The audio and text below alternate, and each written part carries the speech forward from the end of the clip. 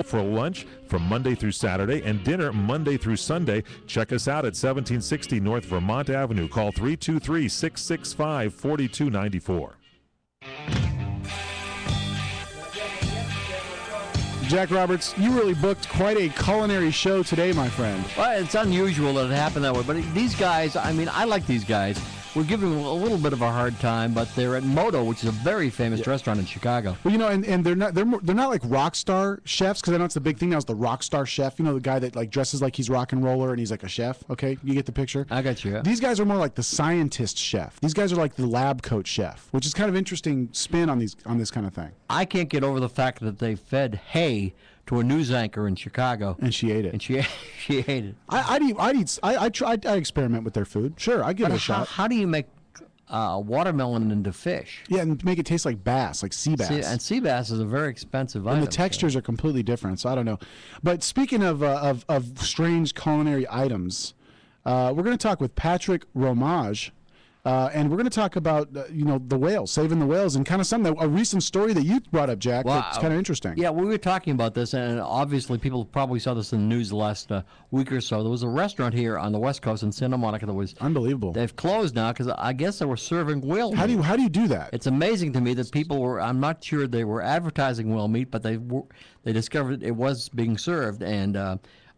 it's like tiger penis. It's like, just leave that stuff alone. That's right. You're not supposed to eat that stuff. Not supposed to eat all that stuff. Patrick is here with us right now. He's talking about the whales in general. Hello, Patrick. How are you? Jack, good to be with you. Now you're here to talk about the whales, and I know you get a special announcement. But did you read that story? That story concerning feeding people whale meat here in Santa Monica? I guess the restaurant finally closed down. Did you read that story? Sure did. Got nationwide coverage, including on the East Coast where I'm based, and really incredible in 2010 that we're still talking about, commercial sales of whale meat, particularly in this country where we've had laws on the books for decades that prohibit the practice. It really is a wake-up call, and in our case, our organization, the International Fund for Animal Welfare, is very concerned because even while those luxury cuts of whale meat are being made available on a black market basis, apparently, there's a plan making its way through government review that would legitimize and legalize whaling in the 21st century. Oh, you're kidding me. Well, don't the Japanese continue to be at the forefront of whale fishing? I mean, aren't they constantly hunting for whale? They do, and since then U.S. President Ronald Reagan really rallied international concern and pushed for a global ban or moratorium on the practice of commercial whaling in the mid-1980s, Japan, Norway, and Iceland, the last three countries still killing whales for profit in 2010, have really resisted and stiff-armed the international community and are now pushing a bad plan signed off on by fisheries bureaucrats from the Obama administration and other governments to overturn that ban and legalize and legitimize whaling for commercial purposes in the 21st century. Do you think this thing's going to go through? It's got a lot of momentum. It's been a 3-year process of closed-door meetings. 4 out of the last 5 of those meetings have been held on American soil, so this is a plan quite literally made in the USA.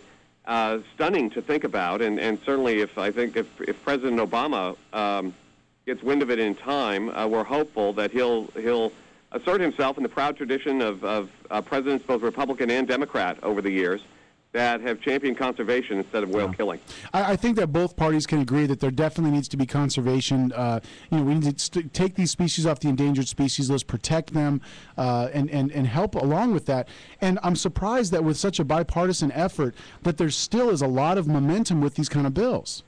Well, there's a lot of urgent as well as important issues on the agenda today, obviously in the United States and internationally, including in our relationship with the new government of Japan. But few are more fundamental, and there are very few issues in our society today where, from sea to shining sea and across the political spectrum, Americans are absolutely united in their desire to see these big old creatures protected. So there's a lot of momentum. A significant amount of time and energy, unfortunately, has been put into negotiating terms of this compromise agreement. But we're hopeful that the Obama administration and other governments involved will wake up and do the right thing. And I think the arrests and law enforcement actions at the hump in Santa Monica really are a wake-up call to our government and others. You know, Patrick, I have a question about the Hump. The Hump is the restaurant you're talking about here in Santa Monica.